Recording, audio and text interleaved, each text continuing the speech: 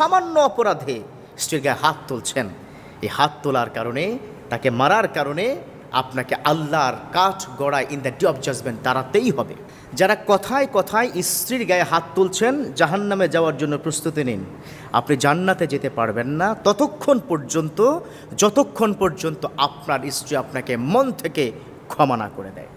আমাদের দেশে এই ধরনের কুলাঙ্গার আছে, আমি কুলাঙ্গার বলবো তাদেরকে, যারা কথায় কথায় স্ত্রীর গায়ে হাত তুলছে। সে যে একজন মানুষ সেটা আপনি ভুলে যান। এটা বিশ্বনবীর কথা, তিনি বলে দিয়েছেন এই কথা।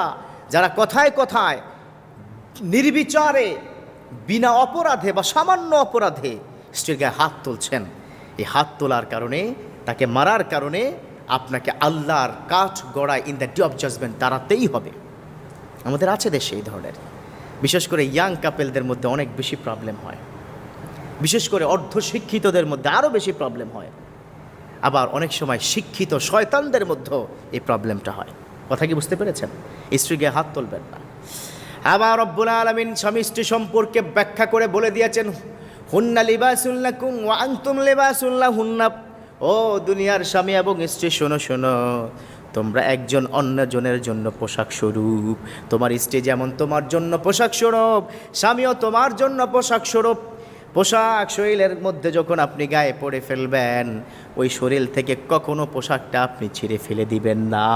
জ্ঞান থাকা পর্যন্ত পোশাকের কোথাও একটু ময়লা কি লেগে গেলে কেচি দিয়ে কি সেটা কেটে ফেলবেন? নেভার। আপনি কি করবেন? সুন্দর করে ধুয়ে আবার ইস্ত্রি দিয়ে গায়ে জড়িয়ে নেবেন।